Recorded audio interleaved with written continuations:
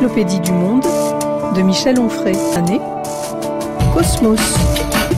Les réponses de Michel Onfray aux questions du public du Centre dramatique national de Normandie.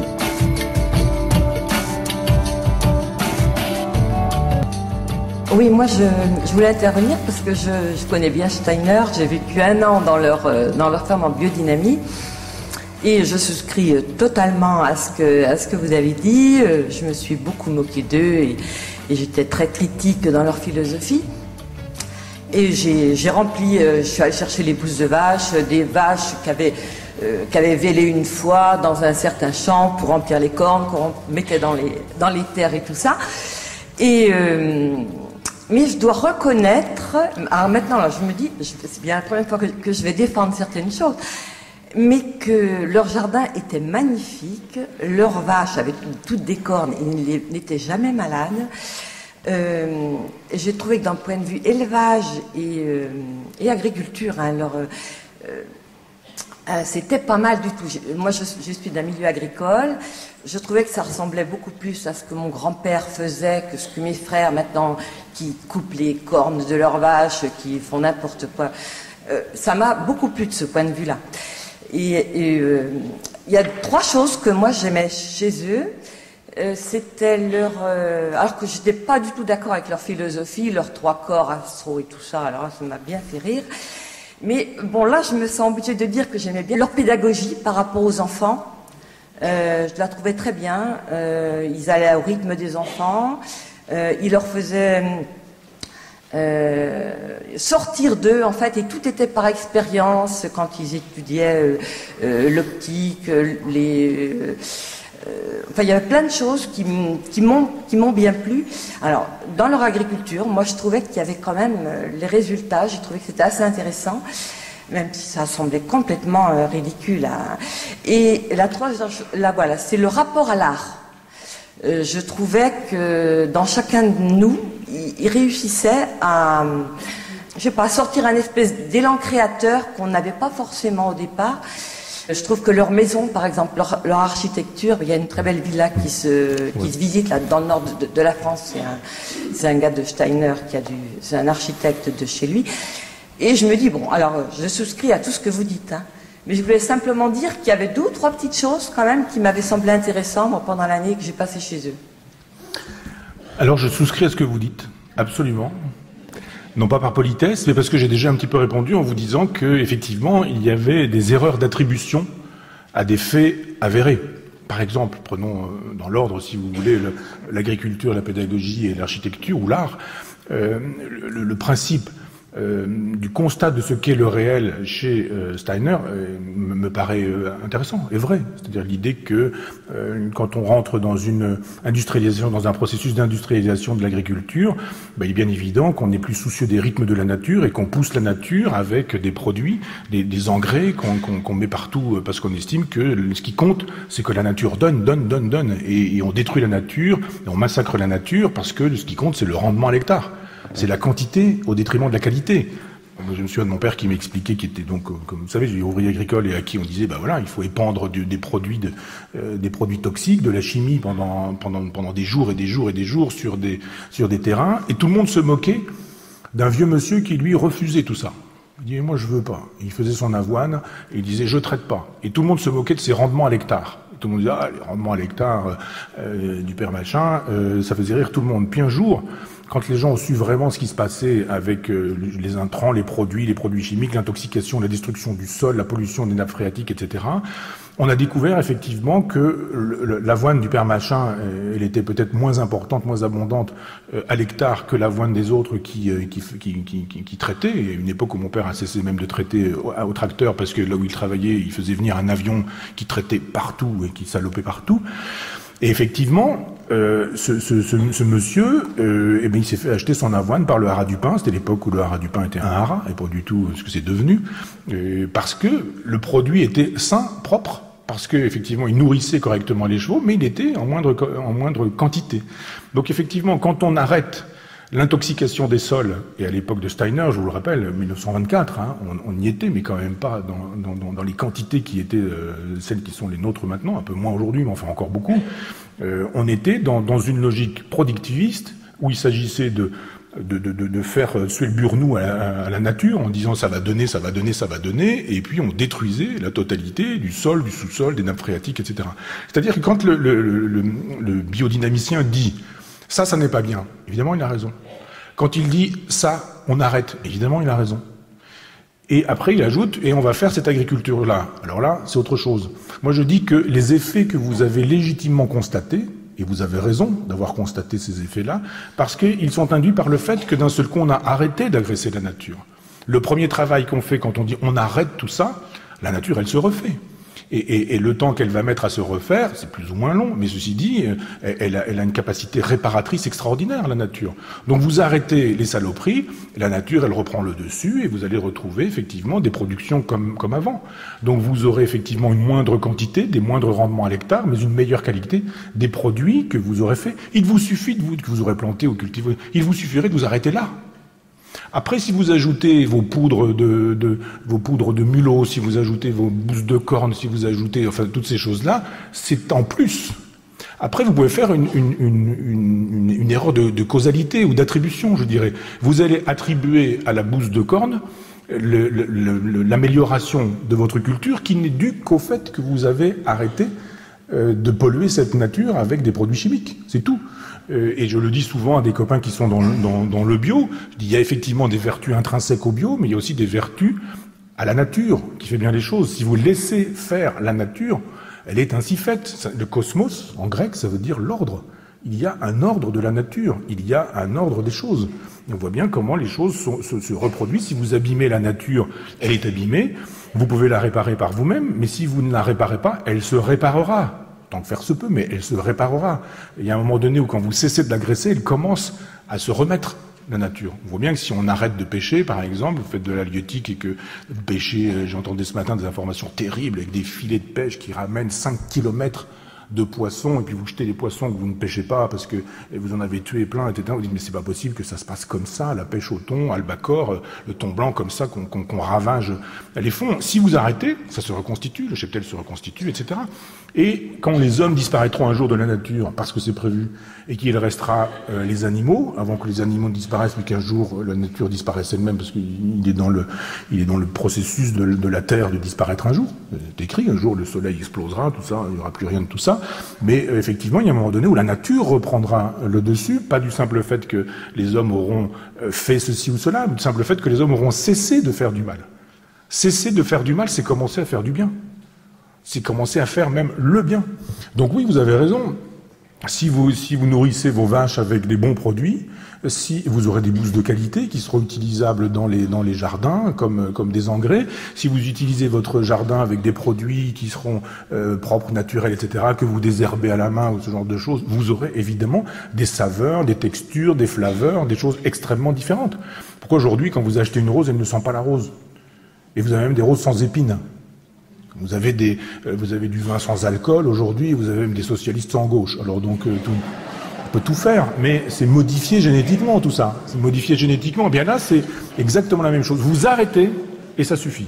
Mais il n'y a pas de raison d'attribuer la qualité, l'excellence ou le devenir excellent à un traitement magique, ou un traitement qui relève de la pensée magique. C'est simplement le fait qu'on aura retrouvé, l'arrêt du négatif qui va, générer une positivité intrinsèque au fonctionnement de la nature. Moyennant quoi, sur la pédagogie, vous avez raison sur cette idée qu'effectivement, ça n'est pas une pédagogie autoritaire. Sur la forme, c'est une pédagogie qui n'est pas jacobine, centralisatrice, du genre on a un individu, et ça passe ou ça casse, et puis on fait semblant, il y a ceux pour lesquels ça marche, il y a ceux pour lesquels ça casse, il y a ceux, peu importe, c'est ainsi, etc. C'est une pédagogie adaptée.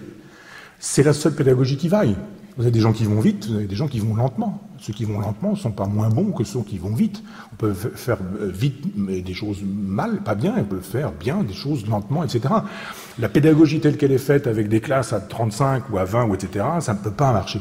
Si vous avez des pédagogies adaptées et que vous avez une intelligence manuelle, vous avez une intelligence particulière chez un enfant, que vous allez pouvoir tabler sur cette intelligence et solliciter cette intelligence, c'est-à-dire sortir ce qu'il y a de meilleur chez un individu, évidemment que vous êtes dans le processus pédagogique par excellence. C'est ça la pédagogie.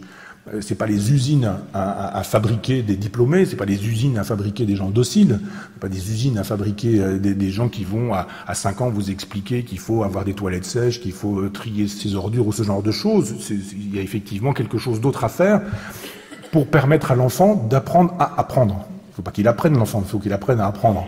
Parce que quand il quitte l'école, il y a des choses à apprendre encore, et toute sa vie, il y a des choses à apprendre. Donc il faut lui apprendre à apprendre, et dans la forme, la pédagogie de Steiner est intéressante. En ce sens, vous avez raison.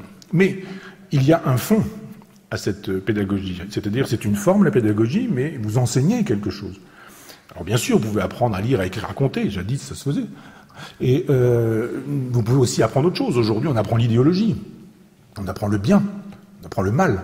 C'est pire encore qu'à l'époque du catéchisme religieux, où on vous explique ce qu'est le bien, on vous explique ce qu'est le mal, et les enfants, à 7 ou 8 ans, ils vous expliquent, ils vous donnent des leçons en vous expliquant qu'ils pensent par eux-mêmes. Moi, j'ai eu droit à ça, moi. Des gamins qui m'expliquaient qu'ils pensaient par eux-mêmes. Je dis, bah ouais, d'accord, bravo, c'est bien. Mais je dis, c'est bizarre, tu penses comme tout le monde. Tu penses comme, c'est à l'école, etc. Ouais, d'accord, bon, très bien. Je ne lui ai pas demandé de faire une dictée pour savoir où en était son orthographe, mais je voyais déjà que l'idéologie était là et que on avait expliqué ce qu'il fallait apprendre, ce qu'il fallait penser sur la question du transgenre, sur la question de la planète, sur la question, enfin toutes ces choses dont on estime qu'elles fabriquent des individus éco-citoyens, éco-responsables, doués pour le vivre ensemble. Enfin tout ce genre de choses. Donc effectivement, on doit interroger deux choses dans la pédagogie. La première chose, c'est comment enseigne-t-on, et deux, c'est qu'enseigne-t-on. Comment enseigne-t-on dans les écoles, pour ce que j'en sais bien sûr, mais dans les écoles Steiner, on enseigne bien, la méthode est intéressante. Ce que l'on enseigne, il est bien évident que c'est ce que je viens de vous dire. C'est-à-dire qu'on ne fait pas des écoles Steiner pour enseigner autre chose que ce que Steiner dit et pense. Donc quand on vous enseigne l'agriculture, c'est cette agriculture-là qu'on vous enseigne. Donc c'est de la totalité du discours de Steiner qui se trouve enseigné. Donc vous avez d'une certaine manière une belle mécanique performante pour éduquer et pour transmettre, mais les contenus qui sont ceux de l'idéologie anthroposophique. Donc c'est déjà un peu plus problématique. Donc le mieux qu'on puisse faire, c'est d'en sortir très vite de ce genre d'endroit, parce qu'effectivement, c'est comme l'école des cadres du parti à l'époque de l'Union soviétique. Vous entrez, mais en même temps, il y a un contenu qui vous est transmis, et pour le coup, c'est ça qui est aussi important.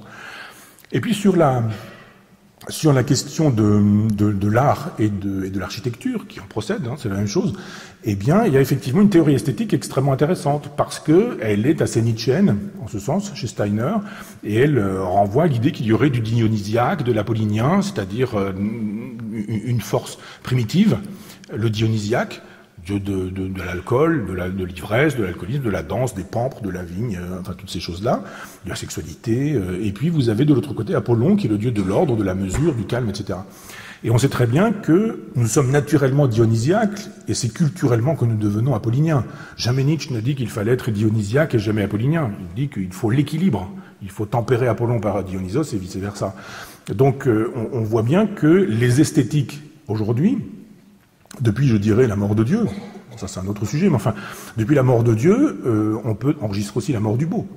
Le Dieu et le beau fonctionnent de concert, et quand vous êtes au XIXe siècle, comme par hasard, l'esthétique est une discipline qui naît avec Baumgarten au XVIIIe siècle, mais la science du beau devient une science qui prend la place de la science de Dieu, la théologie. On invente l'esthétique d'une certaine manière pour en finir avec la théologie. C'est-à-dire que le nietzschéisme après profite de ça, postérieur. Nietzsche à Baumgarten, 1872 par exemple, pour la naissance de la tragédie, son premier livre, Nietzsche, et c'est là-dedans qu'on trouve ces concepts dionysiaques et apolliniens. Et il y a cette idée qu'un artiste, c'est pas quelqu'un qui reproduit, ça c'est un artisan, mais c'est quelqu'un qui produit. De sorte qu'il faut solliciter ce que nous pouvons faire pour produire nous-mêmes. C'est ça aussi qui est intéressant dans une pédagogie. Non pas à la mode 68 art en disant « mon petit chéri, tu es un musicien ». Quand tu tapes sur des casseroles, c'est du Boulez. Quand tu dessines sur le frigo, c'est du Picasso. Quand tu gratouilles un truc, c'est du Lagoya, je sais pas quoi. Enfin, c'est pas ça. C'est pas comme ça qu'effectivement on éduque à la création. Mais c'est d'apprendre les choses élémentaires. Il faut apprendre ce que les autres ont appris pendant des siècles. Il faut apprendre le contrepoint pour tuer le contrepoint. Il faut apprendre l'atonalisme pour savoir ce qu'est la tonalité. Il faut apprendre à dessiner des perspectives pour pouvoir casser les perspectives. Enfin, il faut d'abord apprendre si on a envie de détruire ensuite. Et donc, je pense que dans cette esthétique-là, il y a une invitation assez nietzschéenne à dire à chacun, ne te laisse pas aller C'est pas ça, la création. C'est pas tout le monde est créateur, on est tous artistes. C'est la plus grande démagogie qui soit. Et là, c'est pas comme ça que ça se passe. Il y a des gens qui courent vite, puis il y a des gens qui courent pas vite, puis il y a des gens qui créent, puis il y a des gens qui créent pas. Il y a des artistes, il y a des gens qui sont pas des artistes, mais il y a des gens qui excellent d'ailleurs dans plein de domaines, etc. Ça contredit l'idéologie égalitariste qui fait beaucoup de mal à l'égalité. Parce que l'égalité, c'est une chose sublime. L'égalitarisme, c'est la religion de l'égalité. Et je trouve que dans les esthétiques qui sont des invitations à ce que chacun aille chercher en lui ce qu'il y a de plus fort, ce qu'il y a de plus susceptible d'être sculpté. Sculpte ta propre statue, disait Plotin dans les Énéades, et c'est une belle image qu'utilisent souvent les francs-maçons. Mais nous sommes un bloc de pierre, de marbre a priori, informe, et puis il faut sculpter au ciseau, au marteau, au burin, etc., et produire une forme. Certains sont du bois, certains sont du granit, certains sont je sais pas quoi, du jaspe, de l'obsidienne, n'importe quelle pierre. Et personne n'est semblable. Et il faut que chacun puisse trouver quelle forme il est susceptible de produire à partir du bloc qu'il est. Et une esthétique qui est pensée comme ça, et c'est le cas pour ce que j'en sais de Steiner, évidemment c'est intéressant. Ça me paraît extrêmement intéressant. Par ailleurs, dans l'architecture, il y a des gens qui croient au nombre d'or, qui estiment qu'effectivement il y a un nombre d'or et qu'il est symbolique, il est significatif, qu'il y a une numérologie qui permet de mathématiser le réel, pas tant de le mathématiser, mais de percevoir la mathématisation du réel, ou du moins de percevoir que le réel est formulé dans un langage mathématique, disons-le plutôt comme ça. Et à partir de ce moment-là, vous avez des gens qui vous disent, eh bien voilà, le nombre d'or c'est ça, et donc il y a des lignes qui sont des perspectives naturelles, et on construit des maisons dans ces configurations. Et de fait, c'est pas inintéressant. Moi, je vois effectivement des architectures qui sont des architectures équilibrées. Vous entrez dans un espace et vous sentez que c'est équilibré, parce que c'est construit par des gens qui ont compris effectivement que quand vous avez un plafond bas, ou quand vous avez un plafond haut, quand vous avez une longue pièce, ou quand vous avez une petite pièce, vous produisez des effets.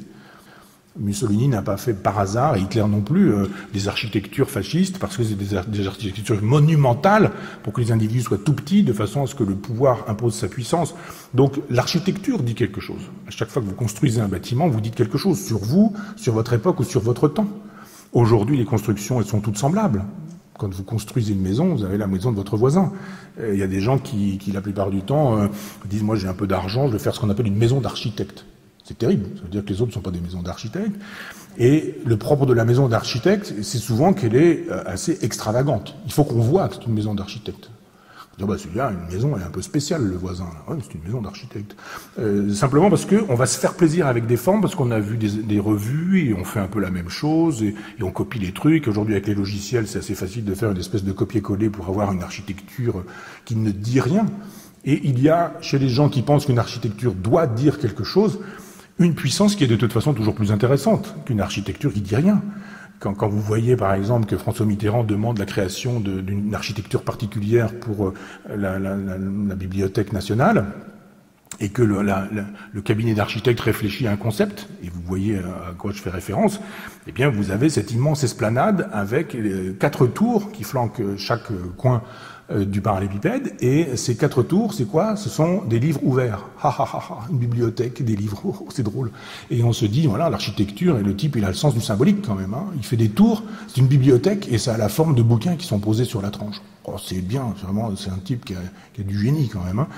On se dit, si c'est ça la symbolique aujourd'hui, c'est perdu, quoi. C'est mort. Si vous prenez l'architecture romane, si vous prenez l'architecture gothique, vous vous apercevez qu'on ne sait plus aujourd'hui lire ces choses-là. Mais quand vous travaillez un petit peu la signification, on le fera, il y a un chapitre dans Cosmos qui parle de ça, et je vous parlerai de la symbolique des constructions d'églises, par exemple. C'est codé partout. Tout est codé. Les chiffres sont codés, les entrées, les hauteurs, les espacements, toutes ces choses-là, tout ça c'est codé. Et il y a quelque chose comme une harmonie qui se dégage de cette architecture qui dit quelque chose. Donc ça me paraît pas anormal qu'effectivement, quand vous construisiez une maison dans laquelle vous dites quelque chose, elle soit plus belle, elle s'impose dans sa beauté, dans sa puissance, qu'une architecture qui sera l'architecture de tout le monde, qui sera l'architecture d'aujourd'hui, qui sera l'architecture qui fait moderne, ou qui fait contemporain, ou qui donne l'impression qu'on a une maison d'architecte alors qu'on n'a plus rien à dire. Quand une civilisation est épuisée, elle a des structures architecturales qui sont épuisées aussi. D'où le succès du verre aujourd'hui. Le fin du fin, c'est d'avoir sa médiathèque en verre. C'est-à-dire c'est le matériau qui passe le plus pour un non-matériau. Et ben c'est notre époque, voilà, c'est transparent, on voit les gens travailler, on voit les porte-manteaux des gens, on voit des trucs comme ça, on dit une belle architecture. Pas du tout, enfin pas du tout, on peut aimer ça, mais c'est une architecture qui signifie quelque chose du temps, quand des gens qui eux disent moi je vais me faire ma maison, parce que je veux qu'elle me ressemble, c'est l'expression de Malaparte. Il y a eu le festival de Cannes, c'est terminé, l'affiche du festival de Cannes, c'était cette fameuse maison de Malaparte qui sert au mépris de Godard. Eh bien, quand Curcio Malaparte dit « je veux une maison qui me ressemble », il dit un concept extrêmement intéressant. Il dit voilà, et d'ailleurs c'est une maison sublime, mais vous dites ben, si j'étais une maison, je serais quoi? Est-ce que vous seriez un château? Est-ce que vous seriez une petite ferme? Est-ce que vous seriez quelque chose de fermé, de clos? Est-ce que vous seriez quelque chose d'ouvert? Est-ce que vous auriez des grandes baies vitrées? Est-ce que vous auriez des petites choses fermées? Est-ce que vous auriez des barreaux? Est-ce que etc. Dis-moi comment tu construis ta maison et je te dirai qui tu es. Ça, ce sont des choses qu'on doit pouvoir dire. L'architecture, c'est ça a priori. C'est une façon de construire une sculpture habitable. Et quand on la pense, pas quand elle est pensée par quelqu'un d'autre, qui vous dit je vous donne clé en main la maison que vous allez habiter, le petit pavillon qui va ressembler au petit pavillon du voisin qui ressemble au petit pavillon du voisin, vous en aurez 50, 100, ou etc. dans un lotissement, comme on dit. Non, si vous dites moi je veux ma maison, je veux qu'elle me ressemble, je vais la dessiner. Et peu importe que ça plaise ou que ça déplaise, ma maison, je la vois comme ça. Donc vous pouvez faire quelque chose en hauteur, en longueur, vous pouvez faire quelque chose de décentré, vous pouvez faire de l'architecture vitaliste. Franck Gehry fait des choses très très belles. Au Bilbao, le musée Guggenheim de Bilbao est magnifique. C'est une des grandes architectures qui prend son inspiration chez Gaudi, qui est un grand architecte, comme vous savez, espagnol, catalan, et qui s'est inspiré des architectures vitalistes. Et on a eu à un moment donné des architectures vitalistes et puis des architectures très conceptuelles. Mies van der Rohe, par exemple, où vous avez des lignes, des courbes, enfin pas de courbes, mais des lignes, etc. Les autres veulent des courbes. Et ce qui triomphe aujourd'hui, c'est l'apollinien, c'est pas le dionysiaque. Les maisons aujourd'hui, elles sont faites pour être apolliniennes et sûrement pas dionysiaques. Alors qu'on pourrait très bien. Il y a eu dans les années 70 des architectes qui travaillaient sur ce genre de maison en disant fabrique ta maison qui te ressemblera et si elle doit être vitaliste, si elle doit prendre etc. Ben, fais-la comme ça. Or aujourd'hui, une maison, elle prend place dans un ensemble et on ne peut plus être seulement architecte, il faut être aussi urbaniste. L'urbaniste, c'est celui qui compose avec la maison d'à côté et les maisons d'à côté. Et aujourd'hui, vous avez plein d'interdictions parce que vous avez toujours, dans le territoire français où il y a pas mal de choses classées, vous êtes toujours dans un périmètre historique, on vous dit ça vous n'avez pas le droit, ça c'est pas comme ceci, il faut peindre comme ceci. Au Moyen-Âge, évidemment, vous pensez bien qu'au Moyen-Âge, les gens ils peignaient les choses avec une couleur dont on a gardé la gamme. Un jour, la préfecture m'a envoyé un nom de peinture comme ça en me disant qu'il fallait que je peigne mes fenêtres parce qu'il y avait une église à 50 mètres avec cette couleur B4212 53C avec la formule 3K qui etc. D'accord? Parce que c'est comme ça que ça se faisait évidemment pas comme ça. Donc que l'architecture puisse être singulière et intéressée par sa singularité, c'est effectivement quelque chose qui moi ne m'étonne pas parce que aujourd'hui on vit dans des cages à lapins. Et les gens vivent des maisons qu'ils n'ont pas choisies, qu'ils n'ont pas dessinées, qu'on a dessinées pour eux parce que ça coûte très cher. Le jour où vous avez le geste architectural, comme on dit, vous le payez bonbon la plupart du temps. Et on peut pas tout faire. Donc les gens qui ont l'audace de dire moi j'ai mon terrain, je vais le penser comme ça, mon bâtiment, et je vais le faire, ils font toujours quelque chose de beaucoup plus singulier. Est-ce que c'est anthroposophique, probablement. J'ai pas travaillé la question d'architecture chez Steiner, mais je pense que avec le sens qu'il a des chiffres, des nombres, de la numérologie, des astres, etc., il doit y avoir des ouvertures particulières qui sont faites dans des directions particulières pour que la lumière entre dans des moments particuliers, que un peu dans la logique du feng shui oriental, vous ayez la possibilité de faire de votre maison quelque chose qui va recevoir les bonnes ondes, enfin les choses qu'on connaît habituellement. Mais ça me donne envie d'aller voir un peu plus. Votre remarque me donne envie d'aller voir un peu plus sur cette question de l'architecture. Mais bien sûr que que tout n'est pas à jeter en disant le Steiner c'est systématiquement mauvais. Quand il fait un constat, c'est comme ça chez tout le monde aussi. Quand quelqu'un fait un constat juste, il fait un constat juste. Si quelqu'un fait un constat juste et que par ailleurs il donne une méthode pour faire autre chose, il peut être jugé autrement sur ce qu'il propose de positif quand il aura une possibilité d'être jugé sur ce qu'il aura constaté. Constater que les sols sont salis par la chimie, c'est juste. constater que la pédagogie est rarement faite pour les enfants, mais pour les pédagogues qui veulent absolument imposer une doctrine pédagogique, effectivement, c'est un constat qui est juste. Et constater qu'une maison, elle doit être faite en fonction de vous, de façon à ce qu'elle vous ressemble, puisque vous vivrez dedans, c'est aussi une idée qui me paraît juste. Donner l'impression que je vais me convertir à l'anthroposophie, là. Bonsoir. Bonsoir. Vous possédez une magnifique coiffure indienne. Donc, vous devez vous devez vous intéresser, bien sûr, à ces peuples. Avez-vous, jusqu'ici, dans votre vie, eu l'occasion de vous trouver en présence, justement, d'une œuvre d'art vivante en relation avec la culture et les pensées indiennes d'Amérique?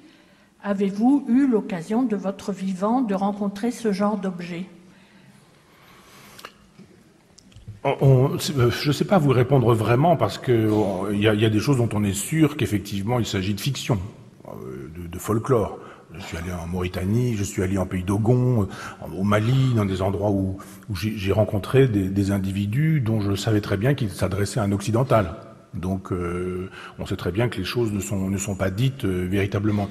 Et puis il m'est arrivé parfois de me retrouver dans des endroits où presque des gens venaient me chercher pour me dire des choses. En forêt amazonienne, je me suis trouvé dans un endroit où il y avait quelqu'un qui faisait des photos depuis des années.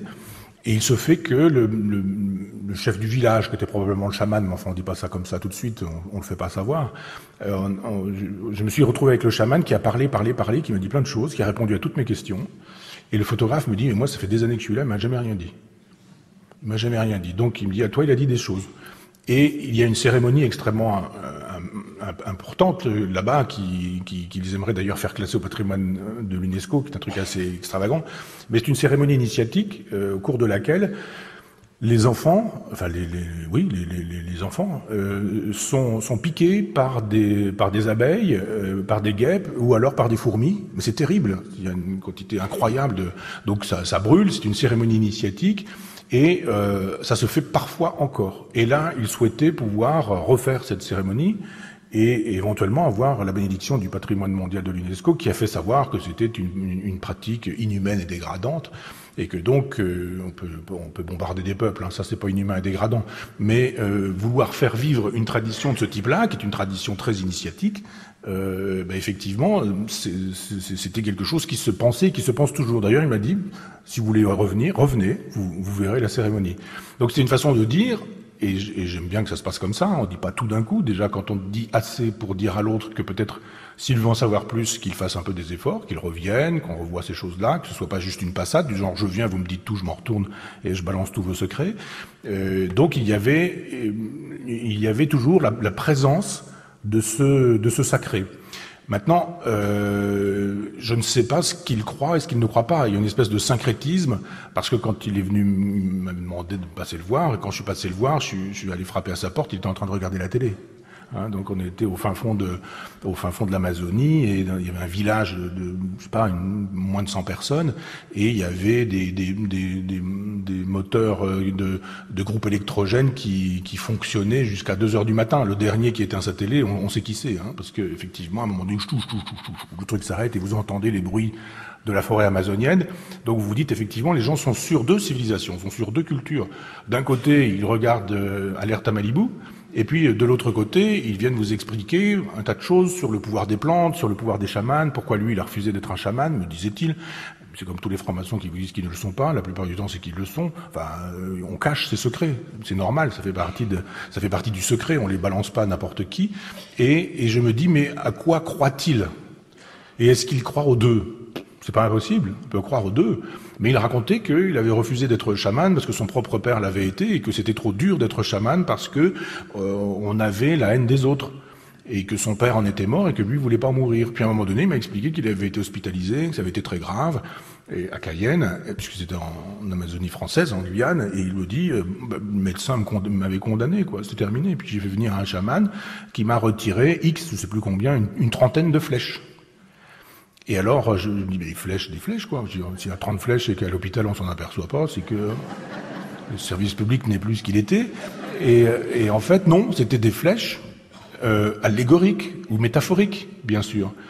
Et on se dit, voilà, il y a une coexistence de deux choses qui font que, évidemment, on me raconte des choses, je ne sais pas si je dois les croire, et je me dis en même temps, quand j'ai un témoignage de quelqu'un qui me dit, je sais pas comment tu fais toi, mais à toi il a dit des trucs, à moi ça fait des années que je suis là, il me dit rien, je me dis, effectivement, ça m'est arrivé à 2 ou 3 reprises, de gens qui me regardent et qui me disent, toi je vais te dire des trucs.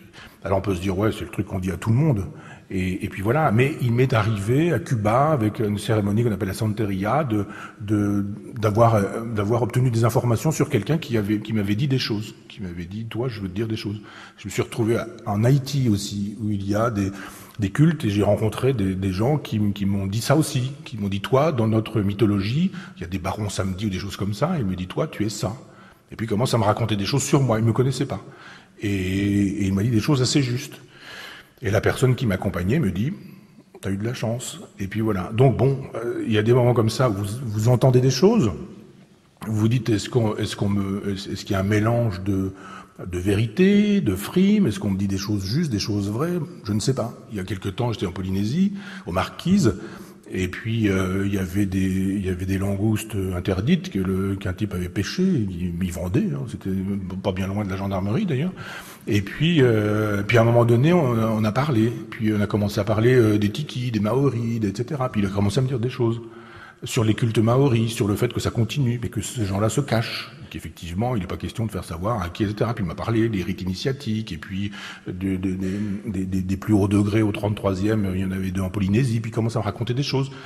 Et puis on s'en va. Et puis on n'en sait pas plus, quoi. Donc, il y a de temps en temps des propositions qui sont faites, comme ça, qu'on entend, qu'on écoute. Et puis on se dit, mais je peux pas non plus forcer la main des gens. Je veux pas non plus dire je reviens avec une caméra, parlons-en. J'aimerais beaucoup en même temps, mais je me dis, mais il faut garder ça secret, discret. C'est leur monde aussi. Ils se préservent du reste, même s'ils ont des téléphones portables, même si, etc. Il n'empêche que ça continue, ça dure. Oui, donc je suis sensible à ça, à ce que Ségalen appelait le divers. Et le divers, il est partout. On n'a pas besoin d'aller au bout du monde. Parfois, il suffit juste que dans les rues de Caen, vous leviez la tête en regardant les constructions, en ayant le souci de la construction, du siècle, de l'époque, du temps, etc. Et vous verrez que le divers, il est là où vous allez le solliciter. Donc on n'a pas forcément besoin d'aller au bout du monde. Mais il y a des gens qui, effectivement, disposent de savoir, de pouvoir, de connaissances, qui sont souvent des connaissances empiriques. Ce chaman d'Amazonie m'a raconté des choses sur les plantes. Et il est bien évident que les plantes, ça soigne et que ça guérit. Ça me paraît évident. Autant l'homéopathie, j'ai eu l'occasion de dire ce que j'en pensais. Mais tout le monde a bu du café, tout le monde a bu du thé, tout le monde sait bien que ça excite et que ça énerve. Et donc, il y a du pouvoir, il y a un pouvoir des plantes. Donc, depuis toujours, il y a cette sagesse empirique qui suppose que vous aurez tenu cette information du père, qui le tient du grand-père, qui le tient de l'arrière-grand-père, qui etc., etc. Et puis un jour, qu'est-ce que vous faites? Vous n'allez pas donner tout à tout le monde. Vous n'allez pas donner tous vos savoirs. Donc il faut que vous tenez une place. Si vous êtes chaman, vous n'êtes pas forgeron. Si vous êtes forgeron, vous n'êtes pas le phytothérapeute, le guérisseur, etc. Donc il y a des savoirs, vous les utilisez, et la plupart du temps, vous les utilisez dans une configuration de pureté, mais on ne fait pas d'argent avec ça. C'est-à-dire, ça crée des obligations. C'est ce que me disait le Marquisien. Il me dit, quand vous êtes désigné pour devenir quelqu'un qui reçoit la parole d'un ancien, qui vous la transmet parce qu'il vous a jugé digne de recevoir cette transmission, eh bien d'abord, vous ne pouvez pas refuser, et ensuite, vous êtes obligé. C'est-à-dire, vous ne vous servez pas du culte, vous servez le culte. Et servir le culte, c'est effectivement transmettre des informations et faire le bien. Il y a effectivement des magies noires, il y a des magies blanches et des magies noires. Les magies noires sont là pour faire le mal, et puis des magies blanches pour faire le bien, mais théoriquement, on est là pour des logiques de magie blanche ou de désenvoûtement, par exemple, mais pas d'envoûtement. Je parle le vocabulaire. Hein. Et ce sont des visions du monde, ce sont des savoirs, et ce sont des savoirs qui m'intéressent. Donc oui, je suis pas très attaché au bien de ce monde, mais j'ai quelques pièces d'art africain, d'art himalayen, qui sont des pièces népalaises, chamaniques, dans pas mal d'endroits d'Afrique aussi, parce que, alors je suis pas dans des logiques de spéculation. Je parlais tout à l'heure de Gilles Goguet, c'est quelqu'un qui permet d'accéder avec 300, 400 euros à des très très belles pièces, qui seraient à 3 000 ou 4 000 euros probablement à Paris. Mais il y a une présence de ces objets. C'est-à-dire qu'ils ont été dansés, comme dit Gilles Goguet. C'est-à-dire qu'effectivement, quand vous les retournez, vous voyez des traces éventuellement de sueur, donc ça a servi. Et on sent qu'il y a un témoignage, de même que je suis sensible à un crucifix janséniste, par exemple, du XVIIe siècle, parce que ça signifie quelque chose. Même si je suis pas croyant, quand mon oncle est décédé, j'ai récupéré le crucifix qui était à la tête de son lit et j'ai voulu l'offrir à des catholiques, à des amis catholiques, en disant moi je vais pas jeter ça à la poubelle. On dit jette ça, fous ça à la poubelle, tu crois pas en Dieu. J'ai dit oui, enfin ça signifiait quelque chose pour lui, donc il y a une dimension sacrée à cet objet parce que quelqu'un y a cru. Même si moi je crois pas à ces choses-là, je crois effectivement à l'investissement sacré que les gens peuvent donner à un objet. Et donc quand vous avez une coiffe indienne, quand vous avez effectivement un masque inuit, ça c'est intouchable, c'est inatteignable, il y en a pas, il y en a très peu, et ça coûte horriblement cher, mais vous touchez au sacré d'autrui. Et le sacré d'autrui est considérable parce que il y a derrière ça un peuple, une civilisation, une vie, une culture, le divers, le fameux divers auquel je tiens tant. C'est-à-dire qu'il faut multiplier la diversité, qu'on puisse penser différemment, parler différemment, manger différemment, croire à des dieux différents et divers, ne pas y croire, être athée aussi. Et voilà pourquoi j'aime bien être entouré de ces objets-là qui disent des choses et sous lesquels vous pouvez vivre et être regardé, parce qu'il y a des objets que je n'aurais pas. Parce que vous avez des objets, non pas que je crois au mauvais œil ou je ne sais pas quoi, mais il y a des objets avec lesquels vous ne vous sentez pas en capacité à vivre. Vous dites non, pas ça. Donc voilà, vous laissez ces objets-là. Mais ils vous disent des choses. Des crânes, par exemple, vous avez des crânes de singes avec des trucs... vous sentez bien, là, qu'il y a probablement eu des maginois auxquels je ne crois pas, je le répète, mais je n'ai pas forcément envie d'avoir ça dans mon bureau, à la tête de mon lit... ou là où sont ces objets-là chez moi. Non, ils sont là, présents, comme des témoignages de pensées autres, diverses, multiples, que je respecte parce que je trouve qu'on les a massacrées, qu'on les a détruites, et voilà. Alors évidemment, je disais tout à l'heure que la transformation de ces objets en objets d'art qui soient susceptibles d'être commercialisés fait effectivement que c'est pas ce qu'on fait de mieux pour des Africains. Moi, pour mes 40 ans, il y a longtemps, j'avais cherché une pièce d'art africain à Paris et je regardais dans un certain nombre de galeries. Et puis à un moment donné, il y a 3-4 grands blacks qui sont arrivés sur moi et qui m'ont dit « Vous aimez l'art africain ?» Alors j'ai dit « Ben oui. » J'ai dit bon, « Qu'est-ce que j'ai fait ?» Et ils m'ont dit « Ben si vous voulez, on en a nous et on peut vous faire voir parce que c'est nous qui vendons à ces gens-là et c'est beaucoup moins cher chez nous. Donc on a des chambres là à côté de je sais plus quoi, gare du Nord, gare de l'Est, je sais pas quoi. Je les ai accompagnés. Et ils m'ont fait voir des choses extraordinaires. Puis là, je me suis dit, mais je vais être reseller, moi, c'est sûr, parce que ces objets-là, c'était pas possible qu'ils ne viennent pas d'endroits où ils auraient dû rester. Donc, c'est aussi ça le problème. C'est-à-dire, si vous rendez à tous ces peuples ce qui leur appartient, alors vous videz le Quai Branly, par exemple. Polynésie, par exemple, vous allez en Polynésie, il n'y a pas une seule œuvre de Gauguin. Et toutes les belles œuvres des Marquisiens, à l'époque où les Marquisiens étaient des Marquisiens, il n'y a aucune œuvre marquisienne là-bas, aux Marquises, rien. Donc personne ne touche à cette question du musée en disant un musée, comment s'est-il rempli ? Toutes les familles juives qui ont été spoliées de leurs œuvres, elles sont toujours spoliées de leurs œuvres. Quand vous êtes rentré dans une maison qui avait une vingtaine d'œuvres embarquées et les nazis s'en sont pas privés, plus quand c'était pas les nazis, c'était les voisins qui étaient bien contents que les juifs aient débarrassé le plancher et qui ont volé tout ça, qui les ont revendus, ça circule, etc. Quand ça se retrouve aujourd'hui dans un musée. Ça, c'est une question qu'on n'aborde jamais. L'idée de dire est-ce qu'un musée c'est un musée ethnographique ou c'est un musée d'art, ça c'est une question qui me paraît intéressante. Et puis la question ça vient d'où ? Quand est-ce que vous avez ramené ça ? Ça a été souvent pillé, conquête, Napoléon ramène des trucs, plein de gens ont fonctionné comme ça, et quand vous faites la généalogie d'une pièce dans un musée, évidemment vous faites de l'histoire, parce que il faut bien raconter d'où ça vient et comment ça s'est trouvé transporté là, mais la plupart du temps, c'est toujours au détriment des petits peuples, et à l'avantage des peuples conquérants et colons, pour le dire en un mot rapide. Voilà. C'est la même chose, vous parliez tout à l'heure de la coiffe que le public de l'Université populaire m'avait permis d'acheter. C'est effectivement aussi une coiffe qui permet d'entrer en contact. Alors c'était une coiffe des années 50, mais de toute façon c'est du matériau périssable, hein, ce sont des plumes. Donc Par définition, vous ne pouvez pas toucher des objets du 19e siècle, ça c'est inatteignable. Et quand vous les avez, il faut être sûr qu'elles sont du 19e. Et si elles sont du 19e, il faut que vous sachiez comment elles ont été préservées, parce qu'autrement, ça a disparu. Et donc, il y a une civilisation, évidemment, d'Amérique du Nord qui a été détruite par les Américains, par les Européens qui avaient construit l'Amérique.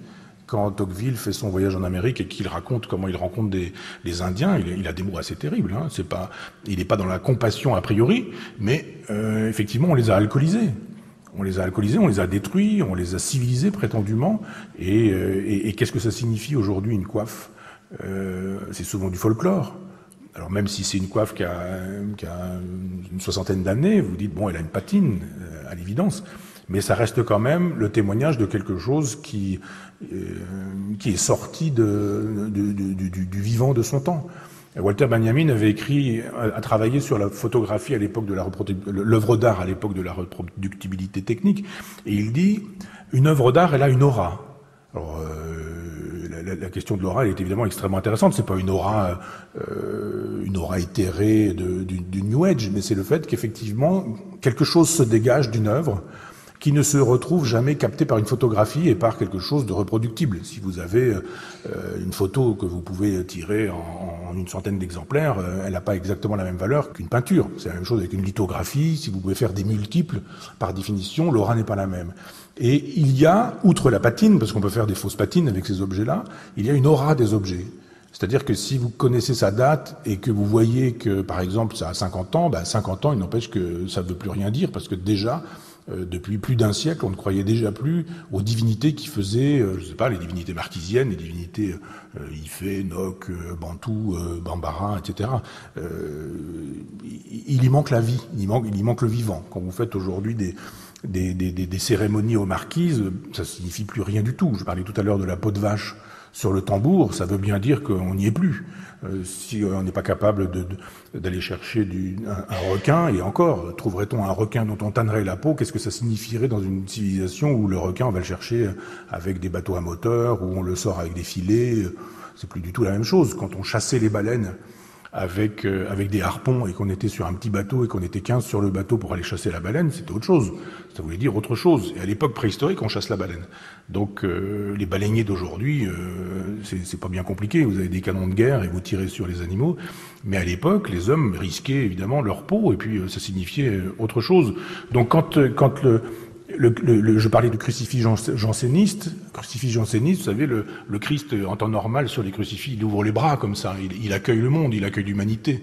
Le Christ des jansénistes, il a les bras très rapprochés comme ça, parce que le jansénisme dit très précisément, si vous êtes sauvés, vous êtes sauvés. Si vous ne l'êtes pas, vous ne l'êtes pas. Le Christ, il n'est pas là pour accueillir tout le monde. Ce Christ-là, c'est déjà Vatican II, d'une certaine manière. C'est tout le monde, il est beau, tout le monde, il est gentil, laissez venir à moi tout le monde, etc. Le Christ janséniste, c'est Saint Augustin, et Saint Augustin dit, la grâce, c'est l'affaire de Dieu. C'est pas votre affaire. C'est pas vous qui déciderez de votre propre salut. Vous pouvez prier, vous pouvez devenir moine, monial, vous pouvez passer toute votre vie à vivre pour le christianisme, avoir une vie de saint complet. Si Dieu a décidé de vous damner, il vous damnera.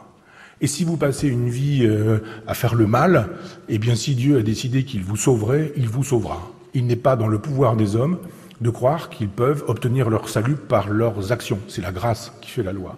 Et les Christ jansénistes, eh bien justement, montrent ces bras qui disent il ne s'agit pas d'ouvrir les bras pour accueillir tout le monde, il s'agit juste de montrer que tout ça se passe là-haut et que c'est une affaire de grâce. Si Dieu veut, alors tu seras sauvé. Mais en même temps, si tu fais tout pour être sauvé et que Dieu veut te damner, il est dans le pouvoir de Dieu de te damner. Ne crois pas, toi, homme, que tu as le pouvoir d'infléchir la volonté de Dieu. Et je pense que quand on fait l'histoire d'une œuvre, l'histoire historique, je dirais, eh bien là, pour le coup, on sent son aura, on sent sa signification. Après, ça peut être une œuvre d'art, même une œuvre d'art populaire. Je les collectionne pas, les crucifix, les jansénistes, mais j'en ai vu des modestes. On sentait bien que ça avait été taillé dans de l'os par des gens simples qui mettaient toute leur foi dans ce genre d'objets. Donc il y a des objets, ils sont porteurs d'aura. Nous avons des objets qui sont porteurs d'aura, et chacun le sait. Si vous pouvez avoir un stylo déglingué, dégueulasse, que vous avez hérité de votre père ou de votre mère qui est décédé, et c'est pas une relique, mais c'est quelque chose qui est sacré. L'aura d'un objet qui a appartenu à quelqu'un qu'on a aimé et qui n'est plus là, eh bien c'est une aura, chacun le sait. Et en revanche, pour le voisin, c'est pas une aura. On dit, mais qu'est-ce que ce stylo nul? Tu dis, bah oui, c'est le stylo de mon père. On dit, ah bah à ce moment-là, je comprends. Donc effectivement, il y a une aura dans les objets, dans certains objets, et dans les objets d'art premiers, comme on dit aujourd'hui, il y a une signification, mais qui s'est souvent perdue. Donc quand vous êtes sûr que vous avez un reliquaire, par exemple, qui date du XVIIe, africain, là vous vous dites, bon ben voilà, quoi. À l'époque, le reliquaire, il a été utilisé par des gens qui croyaient à la fonction sacrée du reliquaire. Aujourd'hui, quand on rencontre des gens, on n'est pas très sûr qu'ils y croient vraiment, ils y croient encore un peu, mais c'est un petit peu comme les chrétiens qui ne croient pas à la transsubstantiation, à l'infaillibilité papale, qui ne croient pas à l'existence du purgatoire ou ce genre de choses. C'est une religion qui s'est effondrée quand on ne croit plus ce qui faisait cette religion. Donc ce que j'ai pu voir en Afrique montre que c'est devenu un commerce, c'est devenu un business. Il y a des gens qui vous fabriquent des patines extraordinaires. Vous pissez sur le truc, vous le mettez en plein soleil, vous le roulez dans la boue, vous recommencez, vous mettez de l'eau, etc. Et vous dites, oh la patine, là, extraordinaire. Ça peut marcher pour plein de gens. Et puis un jour où, quand vous avez un peu l'œil, je dis pas que je l'ai, mais quand vous avez un peu l'œil et que vous avez vu pas mal d'objets qui sont des vrais objets, qui sont vraiment, parce qu'on sait qu'ils ont été ramenés par un voyageur et que ça vient du bateau de machin qui en a parlé, qui l'a décrit, et que au XVIIIe siècle cet objet est arrivé en France. Bon, vous savez que effectivement il date de cette période-là. Là, vous voyez la patine, ce que Walter Benjamin appelait l'aura.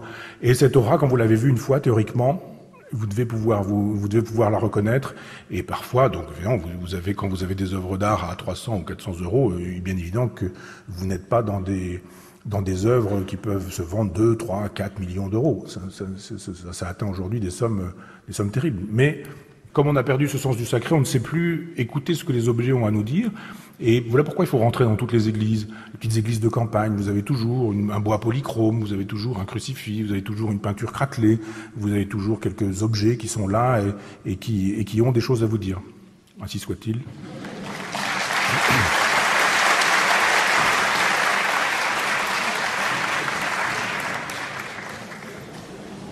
Vous disiez qu'il n'y avait pas de dualisme en Orient, mais le yin et le yang, c'est pas une forme de dualisme?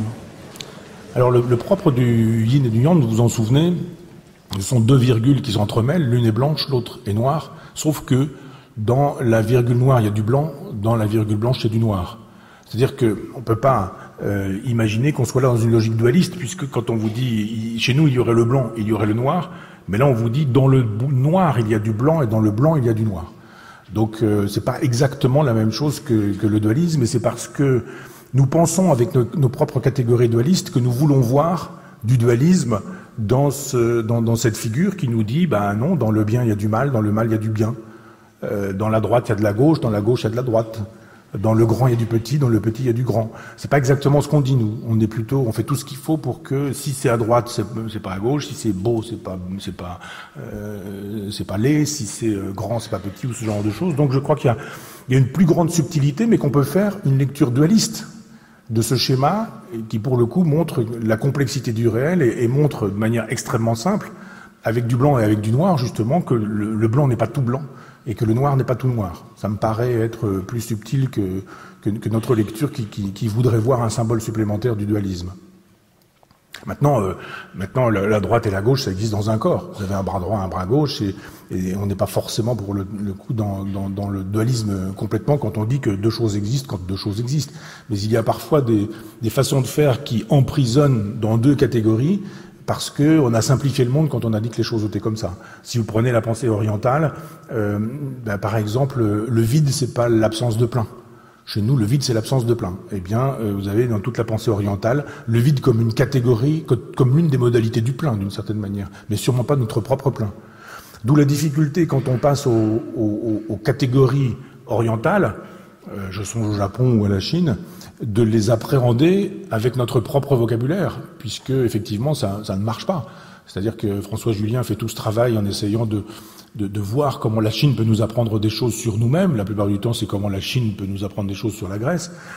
Mais je pense que on se trompe parce que de toute façon, on est prisonnier. On a été fabriqué comme ça. C'est-à-dire que notre langage, notre vision des choses, notre vision du monde a fabriqué un cerveau. Alors je sais qu'aujourd'hui, c'est pas bien, tout le monde est pareil, tout le monde est conformé de la même manière, on est tous des humains, etc., etc., sauf que c'est pas vrai. Et que si vous apprenez une langue, la langue vous structure d'une certaine manière, que la langue chinoise, la langue japonaise ne vous structure pas exactement de la même manière que les langues européennes. Les kanji, les signes par exemple, sont très difficiles à traduire. Quand vous traduisez de la poésie japonaise ou quand vous traduisez des textes japonais, eh bien, il faut faire des approximations. Et les approximations, elles sont toujours faites de manière occidentale, pardon.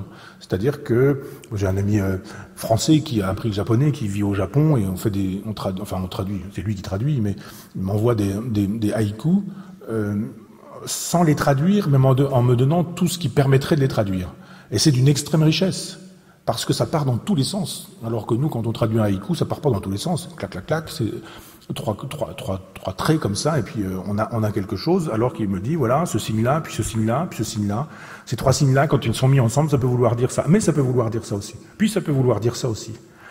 Maintenant, quand on est dans ce signe-là et qu'on met à côté un autre signe, eh bien, ce signe-là peut encore aller au-delà des trois signes que signifiait ce signe s'il était séparé de ce propre signe. Donc vous voyez que le signe même, en tant que tel, a plusieurs significations, que ce signe même, il change de signification quand il est en relation avec le signe d'à côté, et qu'il y a une place pour l'indéterminé, pour l'imprécis, et pour l'indécis. Et que, évidemment, si vous pratiquez la langue, vous saisissez, vous comprenez. Si vous ne la pratiquez pas, vous n'aurez qu'une approximation. Moi, il m'est arrivé de faire des conférences au Japon, et je suis bavard, donc on n'a pas toujours la chance d'avoir des traductions simultanées, c'est-à-dire en même temps qu'on parle. On parle, puis vous avez des casques, et puis il y a quelqu'un qui travaille, souvent 3 personnes, parce que j'en tue beaucoup, et qu'il faut au moins 3 personnes pour me traduire, et puis vous parlez comme je parle, et puis les traductions sont faites. Et puis vous avez des traductions consécutives. Vous parlez, vous vous arrêtez, puis il y a quelqu'un qui traduit. Vous parlez, vous arrêtez, etc. Donc je parle, un peu comme je le fais habituellement quand je suis à l'étranger, puis à un moment donné je m'arrête, donc je parle comme ça. Et quand j'ai parlé comme ça, c'est traduit comme ça. Alors je me dis, j'ai pas dû être très clair, et ils doivent ajouter une sauce pour expliquer, quoi. En disant, quand je dis, je sais pas, Platon dit que, etc., il expliquait Platon, il fait un petit cours en plus, quoi. Donc je recommence et ça continue. Et alors je me dis, j'ai essayé de faire plus court. Je fais plus court, c'est guère plus long, ou guère plus court non plus pour lui. Donc on passe tout son temps comme ça, et puis à la fin je dis mais j'ai pas compris, mais je me suis mal exprimé. Il me dit non, je vous expliquais comment on fait, comment on traduit pour pouvoir vous traduire vous, parce que c'est pas facile, c'est pas simple, ça paraît simple, mais il y a plein d'images, il y a plein de références, il y a parfois des clins d'œil, il y a parfois des choses comme ça, et on est obligé de traduire par agglutination. Et ces agglutinations, elles supposent des sens, ce que je vous disais tout à l'heure, mobiles et différents, et parfois contradictoires, et parfois on tranche pas. Donc il faut accepter cette idée qu'il y a des langues qui nous réunissent et qu'on peut passer facilement du français à l'espagnol, à l'italien, etc. Que c'est plus difficile. Dans des traditions orientales, eh bien, il y a des catégories qui nous soient définitivement inaccessibles. Parce que si elles nous sont accessibles par des traductions, eh bien, elles sont occidentalisées. Si ce sont des traductions françaises, pour le coup, elles sont francisées. Et pour le coup, évidemment, on projette nos catégories sur des choses qu'on n'arrivera pas à savoir. Alors, ce qui serait intéressant, c'est de questionner quelqu'un qui aurait la binationalité, mais qui serait vraiment un binational, c'est-à-dire quelqu'un qui aurait eu un père français, par exemple, une mère japonaise, ou l'inverse, et qui aurait appris les 2 langues en même temps, qui aurait donc été structuré psychiquement et donc anatomiquement, cérébralement, d'un point de vue de l'encéphale, avec ces 2 civilisations et ces 2 cultures. Et justement, le faire réagir. Mais vous n'avez pas tort en disant le yin, le yang, on pourrait croire que, ou on pourrait dire que, il y a du dualisme dans cette aventure. C'est pas faux, mais un oriental vous expliquerait que ça veut dire que vous avez oublié qu'il y avait un point blanc dans la virgule noire, un point noir dans la virgule blanche, et que ces 2 virgules font un tout. Et qu'en même temps, ces 2 points sont en relation aussi. Les 2 virgules sont en relation. Et c'est chacun, par sa différence, la pointe de l'un et la forme et le volume de l'œil de l'autre, on dira, et puis l'œil de l'autre et la pointe de l'un, qu'on obtient ce tout dans lequel tout n'est pas dit. Et ça reste quelque chose qui, moi, me tient à distance. C'est-à-dire que quand il y a des belles éditions, des philosophes taoïstes ou des philosophes confucéens en Pléiade, il y a des éditions qui sont vraiment très bien faites. Etiamble a travaillé là-dessus, on a des textes, des connaissances de l'Orient chez Gallimard qui montrent des traductions extrêmement intéressantes et semble-t-il bien faites. Il n'empêche que l'Orient, c'est pas l'Occident. Et quoi qu'on dise, ce ne sont pas des catégories, comme il est souvent dit, et c'est la même chose avec l'arabe, semble-t-il, pour ce que j'en sais. La langue arabe, évidemment, se traduit, mais elle se traduit avec une déperdition considérable. Donc, vous imaginez bien que le Coran qui est en arabe, et qui est dans un arabe évidemment tardif, puisqu'il y a eu un arabe à une époque qui, comme nous, était un arabe dans lequel on ne séparait pas les mots, on ne séparait pas les lettres. Il y a eu un moment donné où, avec l'oncial, etc., enfin, au Moyen-Âge, on a dit, voilà, on va séparer, puis on va inventer à un moment donné la ponctuation. Puis aujourd'hui, voilà, on peut, mais quand vous tombez sur des textes où tout est à la queue leu-leu, texte du Moyen-Âge, c'est difficile de faire une édition véritable. Et il en va de même avec la langue arabe.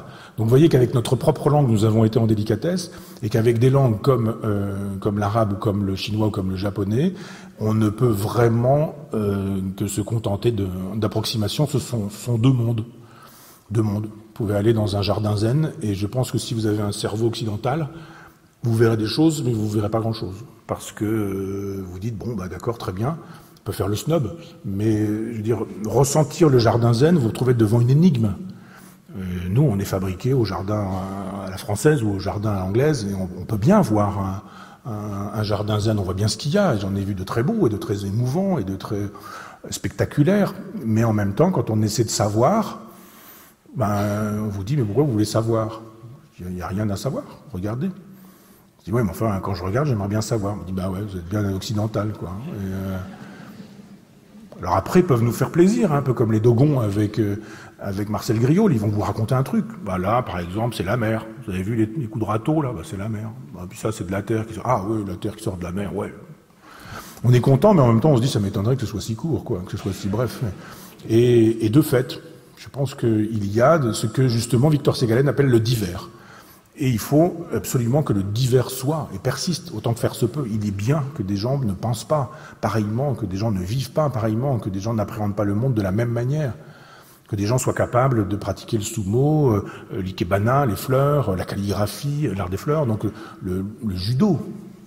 En France, vous avez 36 couleurs. Vous avez entre la ceinture blanche et la ceinture noire, 4e dan, vous avez plein de trucs pour faire plaisir aux mères de famille. Il faut une ceinture jaune, une ceinture verte, une ceinture bleue, une ceinture ceci, etc. Alors donc ça veut dire qu'on progresse, on a fait ceci, on a fait cela. Au Japon, il y a 2 ceintures, blanche, noire. Vous savez, vous ne savez pas. Et ça les fait rire, judo, en Occident, parce que on peut toujours gagner, on peut toujours avoir Teddy Riner qui obtient des résultats, mais dans l'esprit, c'est pas ça qui est intéressant, c'est pas la compétition, elle existe, d'accord, mais c'est un mode d'être qui suppose et qui se pose une civilisation derrière. Alors on peut faire du judo en France, en Occident bien sûr, mais le risque c'est d'occidentaliser le judo. On occidentalise aussi le judo au Japon, parce que nous on court après, on veut très vite les ceintures. Alors que là-bas, ils veulent surtout pas très vite la ceinture. Ils veulent savoir, et ils savent très bien que, il faut de la patience, de l'apprentissage, de la souffrance, et c'est ainsi. Il y a un moment donné, Giscard d'Estaing, par exemple, il a voulu rentrer dans la franc-maçonnerie, et il voulait tout de suite aller au 33e degré. On a dit, mais Valérie, t'as rien compris? C'est le 33e degré, on y arrive après beaucoup de travail, après beaucoup de patience, avec beaucoup d'investissement, avec du temps, avec du silence, avec etc., etc. Puis un jour, peut-être, tu arrives au 33e degré. Lui, il voulait y aller direct, quoi. Le jour où vous passez votre permis de conduire, vous voulez faire les 24 heures du Mans. Donc vous dites non, c'est pas exactement comme ça que ça se passe. Et il y a au Japon des catégories qui sont, ou en Orient, mais je ne peux pas parler en Orient en général, je connais un peu de 2 ou 3 choses sur le Japon, mais des catégories qui sont impossibles à exporter en Occident. Impossible. Leur sens de l'honneur, pas du tout le même que nous. Au Japon, ils sont dans une morale de l'honneur. Nous, c'est fini. La morale de l'honneur, ça n'a même jamais existé. Enfin si, c'est avec une aristocratie à une époque, etc. Mais aujourd'hui, vous traitez quelqu'un de tous les noms en disant bouffe l'œil de ta mère morte, tout ce genre de trucs, et vous allez au tribunal, vous portez plainte, et puis vous avez des dommages et intérêts, vous partez avec un chèque. Mais plutôt mourir.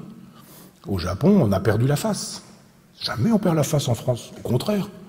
Vous pouvez tuer père et mère quand vous faites de la politique, mais même pas. Vous pouvez trahir, vous pouvez mentir, vous pouvez tout ça. Il n'y a aucun problème. Piquez dans la caisse, vous aurez de la promotion. Achetez votre permis de conduire, vous restez sur le service public. Au Japon, on se tue. D'abord, on n'achète pas son permis. Mais quand on l'a acheté et qu'on est surpris, on se fait seppuku, harakiri. le fait. Enfin, on le faisait, on le fait plus. Mais ce sont des catégories, le Bushido, par exemple, le traité du samouraï, ou ce genre de choses, montrent que on peut comprendre. Voyant ça de l'extérieur, si on a lu un peu Racine, Corneille, qu'on connaît un peu le XVIIe siècle, on voit bien ce que c'est qu'une morale de l'honneur. Mais on ne le saisit qu'avec nos propres catégories. C'est pas la même chose. C'est pas la même chose et c'est incompréhensible. Et eux le savent. D'ailleurs, allez faire un tour au Japon, vous verrez, il n'y a pas beaucoup d'étrangers. Les étrangers ne sont pas acceptés. Les mariages mixtes ne sont guère acceptés. Il y a une tradition qui est tout à fait comprise. Vous avez des femmes en kimono dans la rue, alors que d'autres sont des gamines sont avec des cheveux roses, avec des baladeurs, des trucs comme ça, des kimonos qui coûtent 50 000 €. Et puis les dames prennent le métro avec leurs kimonos et leurs petites chaussures comme ça, les petites socs en bois.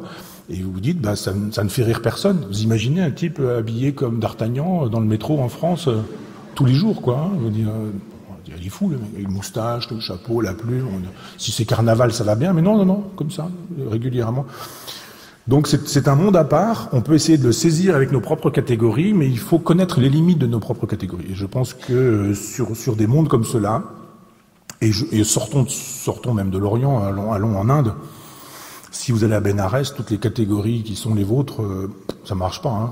Quand vous voyez les bûchers, les crémations sur les plages de Bénarès ou sur les Ghats, là, eh bien, vous vous dites qu'il faut arrêter de penser à partir de nos propres catégories. Mais comme on est dans une inculture généralisée, qu'on n'a plus le droit de parler de la religion et de dire qu'une civilisation c'est une religion et que les civilisations ne sont pas semblables, et tant mieux, heureusement qu'elles sont dissemblables et qu'on pense pas la même chose et qu'on pense pas pareillement les mêmes choses.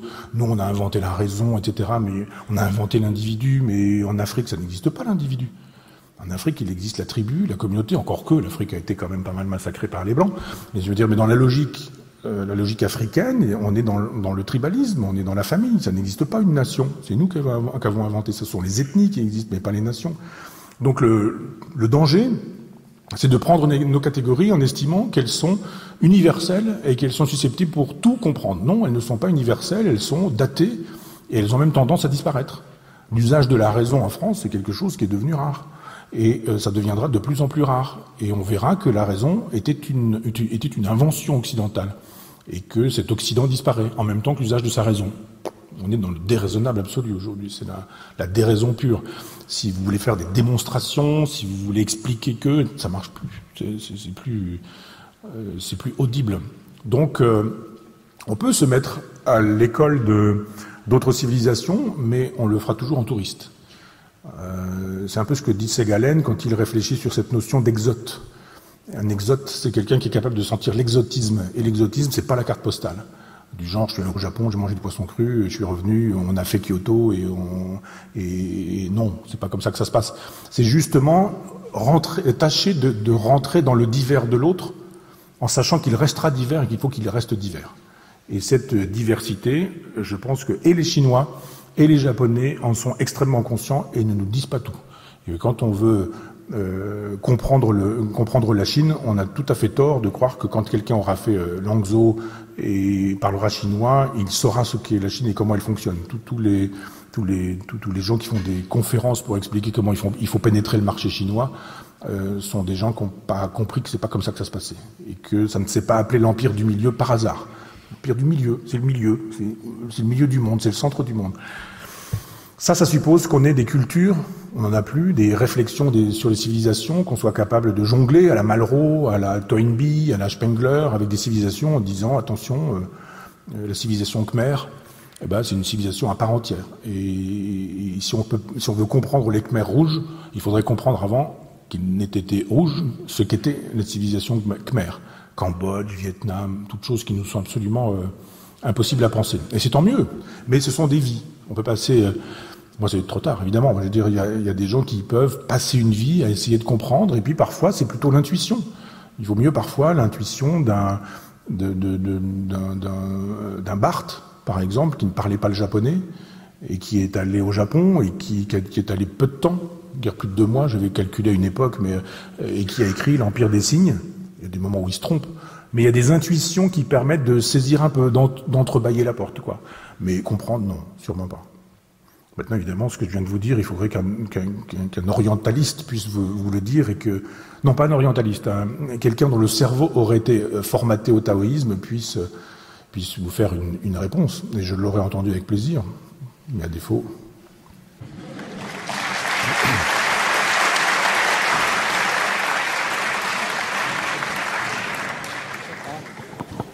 Merci. Alors voilà, cette année, c'est les mythes. J'ai l'impression que ça occupe beaucoup de place dans vos propos.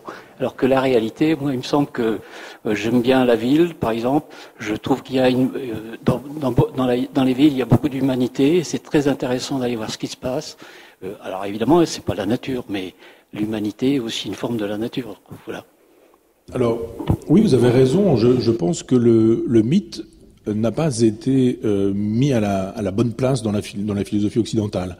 C'est-à-dire que pendant très longtemps, et encore aujourd'hui, on a considéré que c'est la grande lecture occidentale quand vous faites des études de philosophie, vous avez la pensée mythologique, et puis à un moment donné, vous avez une espèce de miracle grec, et avec le miracle grec, vous auriez d'un seul coup Socrate, la philosophie, Périclès, tout ça, et on aurait le génie grec qui serait le génie occidental, rationnel, etc. Donc il y aurait une pensée mythique qui, elle, serait une pensée en devenir, ou à peine une pensée magique, et puis au-delà, on aurait vraiment la pensée, là pour le coup, ce serait très bien.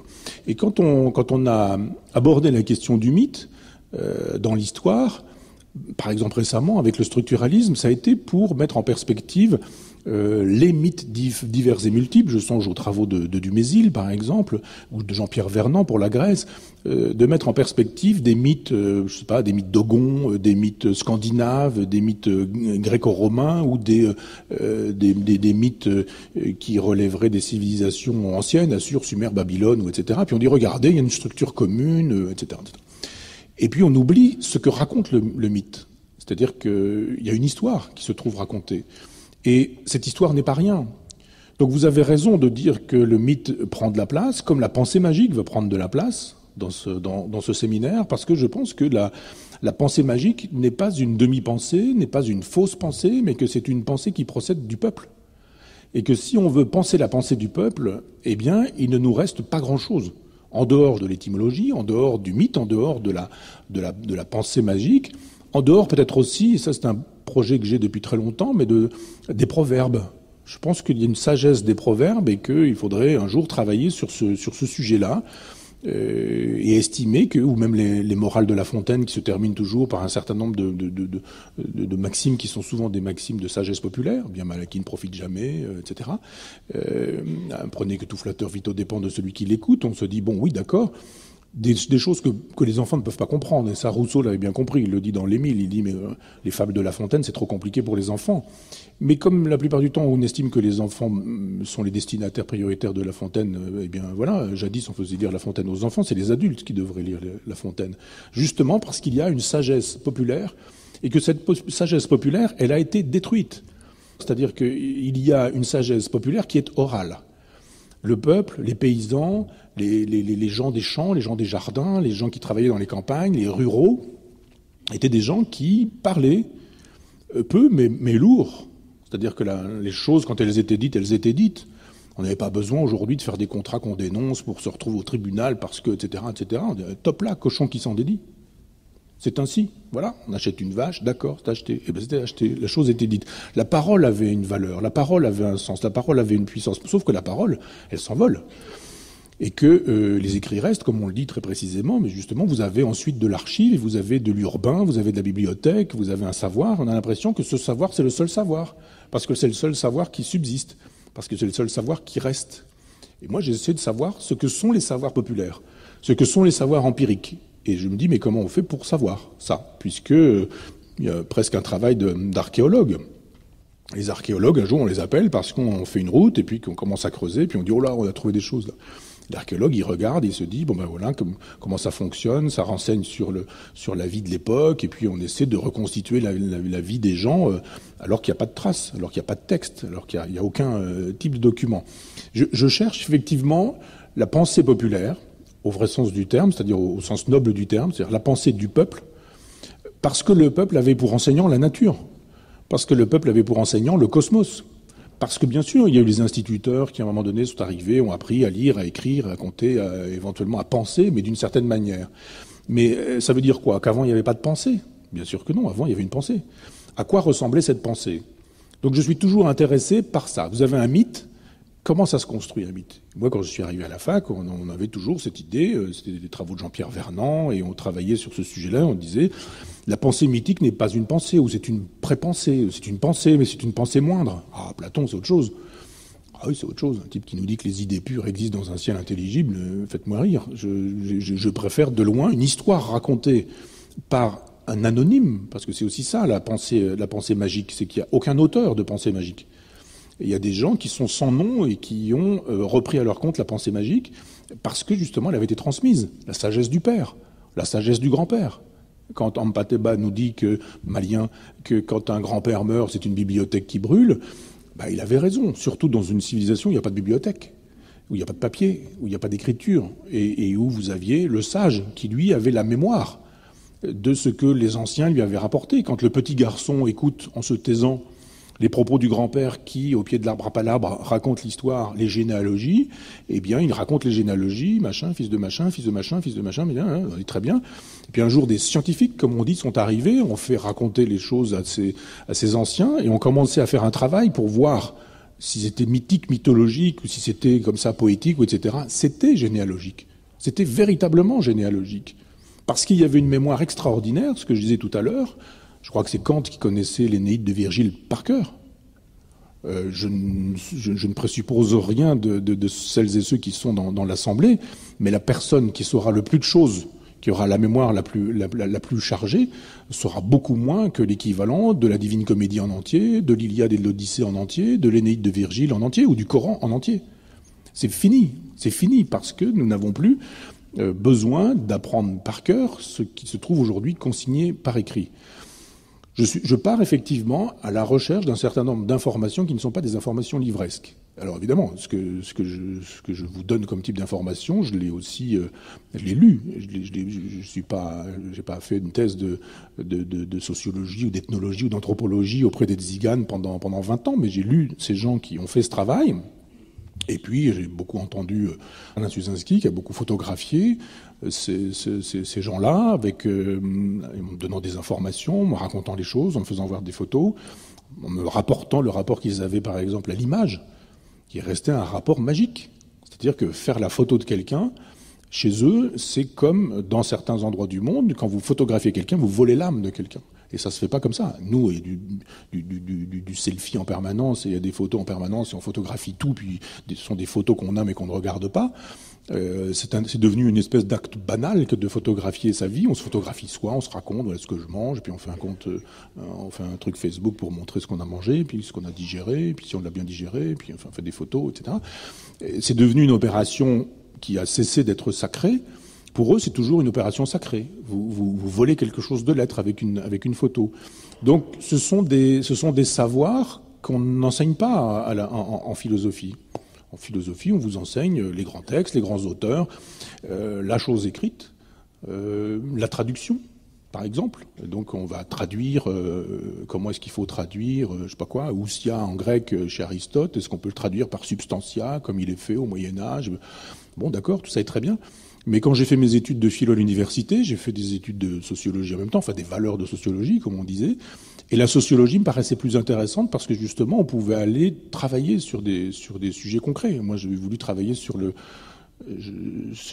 meurtre du cochon, mais sur l'abattage du cochon. C'était très ritualisé. Et ça, c'est éminemment concret. Donc s'il n'y a pas des objets philosophiques et des objets qui ne le seraient pas, mais que des traitements philosophiques de tous les objets, je pense que le savoir populaire est un savoir qu'on doit pouvoir aborder. Comment ? Effectivement, je crois qu'on doit pouvoir apporter du crédit au mythe, apporter du crédit à la pensée magique. Ça ne veut pas dire effectivement que je crois que les hérissons soient capables de parler à quelqu'un en lui disant « T'as vu les petits, là, on part à un enterrement, faites-moi la grâce de croire que je n'y crois pas ». Mais en même temps, je ne crois pas à l'histoire, mais l'histoire est là. Et que nous dit l'histoire ? Et l'histoire nous dit que les animaux parlent, et pas comme dans une fable de La Fontaine, ou comme précédemment chez Phèdre et chez Ésope dans l'Antiquité, mais les animaux parlent parce qu'on a un langage commun. Et parfois on se dit « Ah là là, on a un chien qui nous regarde, ou un chat qui nous regarde », on se dit « Il lui manque plus que la parole ». Des fois, il vaudrait mieux pas, parce qu'il dirait « Tu m'emmerdes, tu m'emmerdes, laisse-moi tranquille », je sais pas quoi. Mais on dit parfois ça des animaux. moi je trouve ça très intéressant qu'on puisse aller penser la pensée de ceux qui nous disent que les animaux parlent. Parce que ça se fait pas dans la pensée occidentale. Donc on peut faire une histoire de l'animal dans l'histoire de la philosophie, et puis on le fera à un moment donné, où je vous parlerai de Celse, par exemple, et d'Origène, du débat qu'il y a entre Celse et Origène dans l'Antiquité pour faire de telle sorte que l'animal devienne une bête. On parlera de cette question de la généalogie de la bête. Parce qu'à un moment donné, on dit, voilà, la bête est là, et pourquoi est-ce qu'on crée ce concept de bête? Pourquoi de quelqu'un qui apprend mal à l'école, théoriquement, enfin jadis, on disait qu'il est bête. Pourquoi est-ce qu'on lui mettait un bonnet d'âne, etc. Donc il y a une construction comme ça de savoir qui sont des constructions livresques de savoir livresque. Moi, ce qui m'intéresse avec Cosmos, c'est effectivement la construction d'un savoir populaire. Je vous rappelle que la première séance n'était pas que d'exhibitionnisme, quand je parle de la mort de mon père, et que je vous dis qu'à partir de cet événement, il y a chez moi la quête d'une sagesse qui était la sienne pour savoir comment il fonctionnait. Je crois que c'est une façon pour moi de rendre hommage à mon père, évidemment, mais c'est aussi une façon de rendre hommage à tous les humbles, qui ont été des gens qui ont, pendant des millénaires, travaillé, trimé, qui ont accepté tout, et puis qui sont morts, et qu'on a mis dans la terre, et puis on a mis leur nom, puis le nom a disparu, puis ils sont plus là, et puis ils n'ont laissé aucune trace. Mais ils ont été. Et quand Jean Kelevitch dit « avoir été n'est pas rien », quand il dit la mort, bien sûr, ça vous efface de la planète, mais en même temps, ça n'efface pas le fait que vous ayez été. Sauf que, quand vous n'avez pas de trace du passage de ces gens simples et modestes, eh bien, il vous reste la possibilité d'aller les chercher, pas dans les bibliothèques, pas dans les rayonnages, pas dans les livres, pas dans les témoignages de tel ou tel, mais, je vous dis, par exemple, dans l'étymologie. Je trouve ça extrêmement intéressant que le dictionnaire puisse nous renseigner sur la création d'un mot. Alors évidemment, si vous cherchez un mot... si vous cherchez un mot récent, la plupart du temps, on saura qui l'a créé, qui l'a inventé, quelle date, etc., etc. Mais les mots les plus anciens... Imaginez que Montaigne ignore, je sais pas, j'ai pas le chiffre exact en tête, mais assez probablement 80%, 90% de notre vocabulaire contemporain. Et qu'il écrit tout de même les essais. Donc il faut imaginer une époque où on doit pouvoir penser avec moins de mots qu'aujourd'hui. Aujourd'hui, il y a une espèce de prolifération des mots, et les étymologies ne signifient plus la même chose que les étymologies de nature ou un tas d'autres mots qui nous renseignent sur ce petit peuple qui a pensé, qui a réfléchi, qui a essayé de comprendre, qui a essayé de savoir, un peuple de chamans, de druides, de prêtres polythéistes, un peuple de paysans, un peuple de gens qui savaient des choses, des médecins. Le médecin, à l'époque, c'était un sage. Théoriquement, ça l'est encore. Enfin, quand Guilhem, qui était et médecin et agrégé de philosophie, et inspecteur général de philosophie, disait « la médecine est un art au carrefour de plusieurs sciences ». Un art au carrefour de plusieurs sciences. Donc il y a chez le médecin des sagesses et des savoirs. Moi j'ai eu un vieux médecin qui est à la retraite depuis très longtemps, il est une nonagénaire maintenant, qui lui avait été formé par des médecins anciens, c'est-à-dire par une espèce de très vieille tradition, et qui lui a commencé à apprendre le métier en goûtant les urines. Vous imaginez? Donc lui il faisait des diagnostics avec le nez. Quand il rentrait dans une pièce, il sentait, il disait, bon, il y a ceci, il y a cela. Il était capable de vous faire un diagnostic uniquement avec le nez. Aujourd'hui, on a du matériel, on vous met des trucs, on vous branche, etc. Puis on a tout de suite un tracé, puis on a des machins, on a du papier, on a des chiffres. Votre sang, c'est 10 pages de trucs, 0,03 grammes par litre de machin, c'est 30 cholestérol, HDL, etc. Vous n'êtes que ça, puis vous êtes des chiffres, quoi. Ce médecin-là était un médecin empirique qui était capable de savoir des choses. Pourquoi on appelle croque-mort le croque-mort? C'est le type qui mordait le mort pour savoir s'il très sautait en disant « mais il n'est pas mort », ou qui disait « non, il est bien mort », parce que, là encore, l'étymologie, parce qu'effectivement, on apprend des choses en questionnant l'étymologie, en questionnant la construction des mots. Pourquoi un jour on a fabriqué les mots? C'est intéressant aussi de savoir pourquoi il y a du langage. Ça, c'est une autre question, mais quand Rousseau écrit un essai sur l'origine du langage, à cette époque-là, on se pose la question, il y aura Condillac, etc. Mais qu'est-ce qui fait qu'un jour on parle? Pourquoi un jour les mots arrivent et pourquoi les mots finissent par dire la même chose? Qu'est-ce qui fait qu'il n'y a pas quelqu'un un jour qui a dit maintenant on appellera table une table, on appellera cheval un cheval et on appellera arbre un arbre? C'est pas exactement comme ça que ça se passe. Et pourquoi dans plein de pays du monde, cheval ne se dit pas de la même manière et pourquoi, etc., etc. Donc ce sont des questions qui devraient pour moi intéresser le philosophe. Partir à la quête d'une sagesse qui, parce qu'elle n'a pas été écrite, aura été considérée comme moindre et mineure. Il y a un moment donné aussi où il faut pouvoir intégrer dans une bibliothèque de philosophes autre chose que les textes de philosophes. C'est bien d'avoir des textes des philosophes commentant les philosophes. Montaigne dit déjà au XVIe siècle, nous ne faisons que nous entregloser. Donc il dit en gros, j'écris un truc, machin commente ce que j'ai écrit, puis on commente le commentaire, puis on commente le commentaire de commentaire, puis on arrive à un moment donné où, par exemple, Heidegger fait la lecture que Leibniz fait de Platon. Donc Platon écrit quelque chose, Leibniz fait un commentaire de Platon, et Heidegger fait le commentaire du commentaire que Leibniz fait de Platon. C'est devenu ça, la philosophie.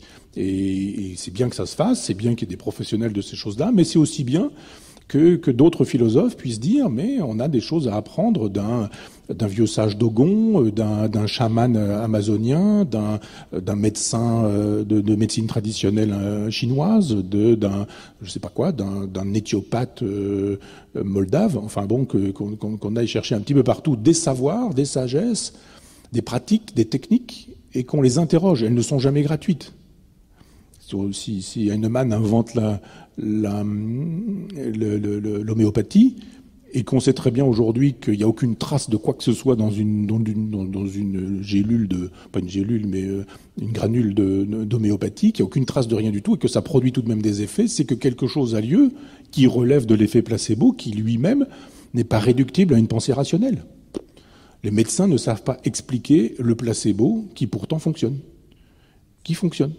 Et on se dit, bah ouais, en gros, on a quantifié à 30% l'effet placebo, et vous avez des gens qui font disparaître un mal de tête avec une pilule dont on leur a dit qu'elle fait disparaître le mal de tête, alors qu'il n'y a rien dans la pilule. Donc c'est ce savoir qui échappe à la raison qui m'intéresse. C'est ce savoir qui passe pour irrationnel, qui passe pour déraisonnable, qui m'intéresse, moi, comme philosophe, parce que je pense que le travail de la raison sur le déraisonnable, ou le travail de la raison sur l'irrationnel, augmente la raison, augmente les pouvoirs de la raison, et que on finit par savoir des choses qu'on ne savait pas précédemment. C'est ça le progrès, même s'il y a des regrets. Si vous prenez le tremblement de terre de Lisbonne, par exemple, vous dites, mais on est là, moitié du XVIIIe siècle, et vous avez des gens qui vous expliquent que s'il y a un tremblement de terre à Lisbonne, c'est parce que Dieu a décidé. Dieu a voulu ceci, Dieu a voulu cela, les juifs disent ça, les protestants disent ça, les catholiques disent ça, ils vont tous dans le même sens, c'est une punition divine. Alors que 24 siècles avant, je crois, il faudrait calculer, mais enfin, Épicure s'en vient nous expliquer très précisément que le tremblement de terre, c'est juste un problème de vent sous la terre, de poche d'eau, etc. Alors là, ça n'est pas une vérité scientifique, mais c'est une vérité épistémologique. C'est-à-dire que quand Épicure raconte le tremblement de terre, et Lucrèce reprend la chose un petit peu plus tard, à peu près dans les mêmes termes, eh bien, on a une explication causaliste, on a une explication matérialiste, on n'a pas de pensée magique. Et on a, 20 siècles plus tard, le retour d'une pensée magique qui s'en vient nous dire que s'il y a du tremblement de terre, c'est parce que Dieu l'a voulu. Donc je pense que si on veut faire le travail que je vous propose, que j'ai appelé, je vous le rappelle, brève encyclopédie du monde, c'est un travail aussi post-chrétien. C'est juste dire le christianisme qui nous imbibe et qui nous fait être ce que nous sommes, penser comme nous pensons et penser même ce que nous pensons. C'est un christianisme qui fait l'économie de ce que j'aimerais examiner avec vous. Les pensées populaires, les sagesses populaires, ce qu'on apprend en dehors des livres. C'est ça qui m'intéresse. Le savoir n'est pas tout entier dans les livres. Les livres mentent, passent à côté. Aussi, ils disent aussi la vérité, mais je veux dire, certains livres mentent, certains livres passent à côté de la vérité, etc. Mais je me dis, mais si on allait voir ailleurs, justement, les pensées de quelqu'un dont le métier n'est pas d'être philosophe. Moi, j'ai toujours trouvé que les gens qui pensaient, à partir de leur métier, allaient beaucoup plus loin que les philosophes quand ils pensaient sur ce métier. Pour dire les choses autrement, si vous avez un viticulteur qui vous parle de la vigne, il vous dira des choses bien plus intelligentes que quand un philosophe vous parlera de la vigne. Sauf si le philosophe est aussi viticulteur. Mais eh bien, un médecin, c'est pareil. Quand les médecins lisent pour savoir ce qu'ils doivent penser, je dis aux médecins, mais pensez votre expérience, n'écoutez pas ce qu'on vous a dit ou raconté, oubliez du moins, d'un point de vue méthodologique, et vous, qu'avez-vous appris? Que savez-vous? Vous ne saurez pas éventuellement ce qu'on ne vous aura pas dit. Si vous avez fait des études de médecine et qu'on ne vous a jamais appris à goûter les urines, parce que je pense qu'un règlement européen doit l'interdire, eh bien, vous passez à côté d'un certain nombre de choses. Il y a des chiens aujourd'hui dont on sait qu'ils sont capables de sentir des modifications tumorales chez leurs propriétaires. Il se passe des choses là. On peut sentir des choses. Ça veut dire que si on n'éduque pas notre olfaction, eh bien on ne saura pas. Si on ne sait pas qu'on peut, on ne pourra jamais. Donc je pars à la quête des savoirs qui sont cachés dans des lieux où effectivement habituellement on ne va pas les questionner. Les poèmes ou les livres de voyageurs. C'est intéressant de lire des récits de voyageurs. On a une grande école de cartographie à Dieppe, par exemple, jadis au XVIe siècle, et vous avez des grands récits de voyageurs, Angot, etc. Enfin, qui sont des gens qui partent, qui sont pas philosophes, hein, mais ils partent, et puis ils arrivent au Brésil, puis ils s'installent, et puis ils voient des Brésiliens, et puis ils rentrent, et puis ils écrivent des récits de voyage. Je trouve beaucoup plus intéressant de lire le récit de voyage écrit par un capitaine à cette époque-là, plutôt que sur la question d'autrui, de l'intersubjectivité, de l'altérité, par exemple, de l'autre, que de lire le traité de théologie qu'on écrit à cette époque-là, à la même époque. Parce que vous avez des gens qui ont un savoir empirique et pragmatique. Ils sont allés sur place, ils ont vu, ils ont rapporté, ils ont raconté. Et ils disent, ben voilà, ils sont cannibales. Et alors on dit, oh là là, les barbares. Et Montaigne dit, mais enfin quoi, est-ce que c'est beaucoup mieux, nous, ce qu'on fait quand on les massacre, quand on les arrache, leur arrache la peau, qu'on élève des lévriers pour aller les bouffer, les détruire, etc. Et qui est barbare dans cette affaire? Donc je pense que si on veut philosopher, et bien philosopher, il faut déborder le cadre de la philosophie. Et que c'est en allant chercher du côté des mythes, du côté des récits fondateurs, du côté des grands poèmes généalogiques, qu'on découvre des choses. Et c'est en lisant, par exemple, l'épopée de Gilgamesh que j'ai découvert des choses sur la poésie. On se dit, mais tiens, oui, cette cadence, pourquoi est-ce qu'elle existe? Pourquoi cette poésie simple, efficace, directe, mais cadencée? Tac, tac, tac, tac, tac. Vous lisez ces choses-là, ça dépend des traductions, bien sûr. Je lis pas l'araméen ou toutes ces langues-là, je fais confiance aux traducteurs. Mais un bon traducteur qui restitue cette espèce de cadence, on se dit, mais oui, bon sang, c'est bien sûr, c'est lu à l'époque, c'est dit à l'époque, c'est pas lu. Donc on le mémorise, et si on a la poésie, c'est l'art de mémoriser des longs récits. Donc je me dis, mais il y a une collection qui s'appelle L'Aube de l'Humanité chez Gallimard, qui est extrêmement intéressante, où vous avez tous les récits mythologiques, polynésiens, de toutes les parties du monde, esquimaux, enfin inuits, comme on dit aujourd'hui, et vous avez des récits, et on vous raconte des histoires. Des corbeaux qui parlent, des femmes qui ont une relation sexuelle avec un phoque. C'est pas métaphorique, hein, c'est réel. Et vous dites, c'est quand même des peuples primitifs, quoi. Non, pas du tout. Pas du tout. Ça veut dire autre chose que ce que ça veut dire. Évidemment, les femmes couchent pas avec les phoques. Enfin, pas toutes. Mais quand ça a lieu dans un récit, qu'est-ce que ça veut dire? Enfin, etc. Vous voyez comment, donc, effectivement, je vous donne raison. Il sera question de mythologie, il sera question de récits fabuleux, il sera question de gens dont on ne parle pas en philosophie, de gens qui sont des spéléologues et qui vont s'enfermer dans des grottes, de gens qui font de l'ethno-archéologie et qui sont capables, à partir des mouvements des planètes, de comprendre ce qui se passe dans les grottes préhistoriques, alors que les autres ne le font pas parce qu'ils lisent les préhistoriens, et qu'en lisant les préhistoriens, vous n'avancez pas, mais que c'est juste au contact des choses que vous pouvez éventuellement annoncer. Voilà, votre question est l'occasion pour moi d'une réponse qui est programmatique, et de fait, vive le mythe. Bonne soirée.